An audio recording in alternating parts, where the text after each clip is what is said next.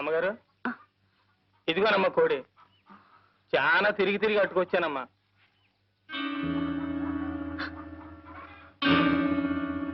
కోటయ్య, ఏంటమ్మా? ఈ కోడిని కొంచెం కోసి చెల్లు. పరగడుపుతో ఎండను పడి తిరిగి వచ్చాను కదమ్మా, తల తిరుగుతోంది. గుక్కిడి గంజి తాగిన తర్వాత కోస్తానమ్మా. కోటయ్య, ఏంటమ్మగారు? గంజి ఎందుకురా, వేడివేడిగా అన్నం ఉంది పెడతాను. ఈ కోడిని కొంచెం కోసి చెల్లు. అయ్యయ్యో, పరగడుపుతో ఏడన్నం తింటే కడుపులో తెములుద్దమ్మా. సద్దన్నం అయితేనే చల్లగా ఉంటది. ఇప్పుడే వచ్చేస్తానమ్మా. కోటయ్య, ఏంటమ్మగారు? లోపల పులుసు మరుగుతోందిరా.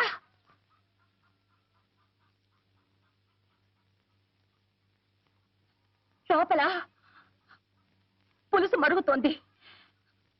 నువ్వు బజారుకెళ్ళి అరకిలో పసుపు పట్రా. కోటయ్య, మళ్ళీ అటెక్కడికి రా. బజార్ ఎడితే తనకేదో తెచ్చి పెట్టమందమ్మా మా ఇంటిది, అడిగి వద్దామని. దానికి ఏమైనా కావాల్సి ఉంటే మన ఇంట్లో తీసుకుంటుంది. నువ్వు అర్జెంట్కి వెళ్ళి పసుపు తీసుకురా. పులుసు మరిగిపోతుందని చెప్పానా?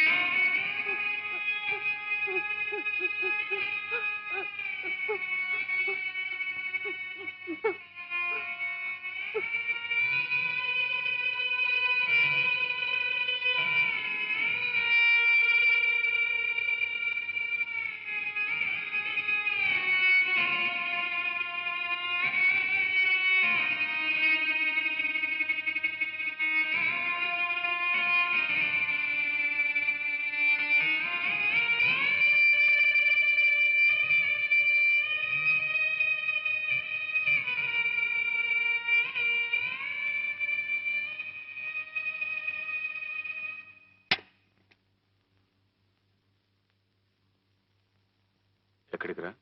మడుసులుండే చోటకి.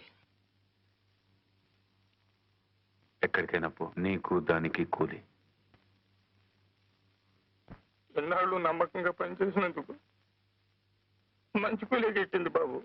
ఈ కూలి దక్కాల్సింది నాకు కాదు బాబు, ఆ అమ్మకు. ఎందుకంటే కాళ్ళు నొప్పులు పుట్టేలా కాపలా కాసింది కదూ, అందుకు.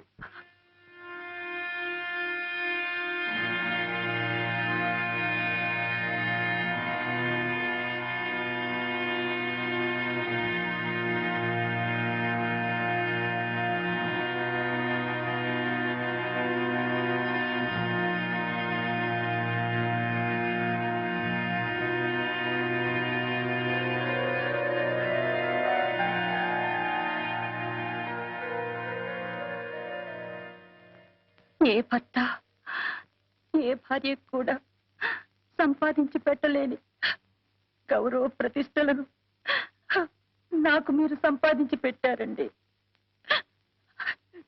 జన్మ జన్మలకు నేను మీ భార్యగా పుట్టాలని కోరుకుంటున్నానండి.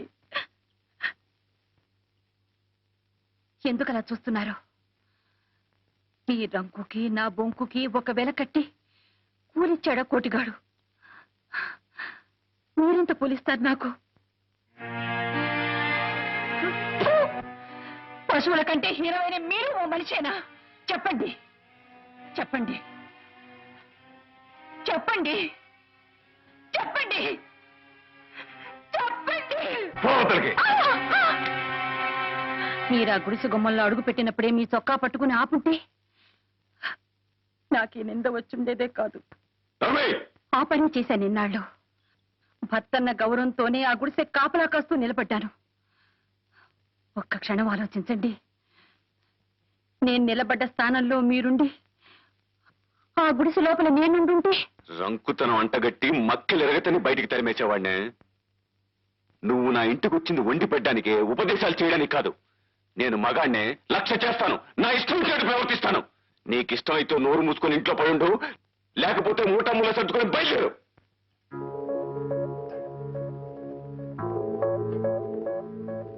మీరు ఆస్తిపాస్తులు చూసుకుని పెళ్లి చేసుకున్నారు.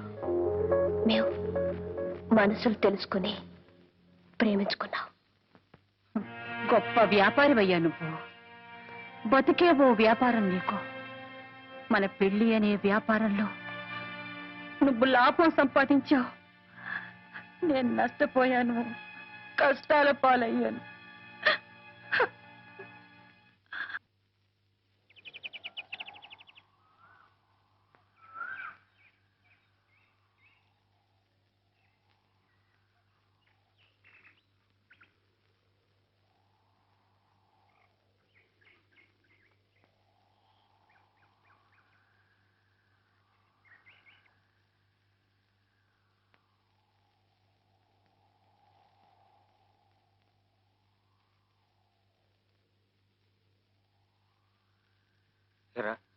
మీరందరూ ఇళ్లలో దెబ్బలు తిన్నారా?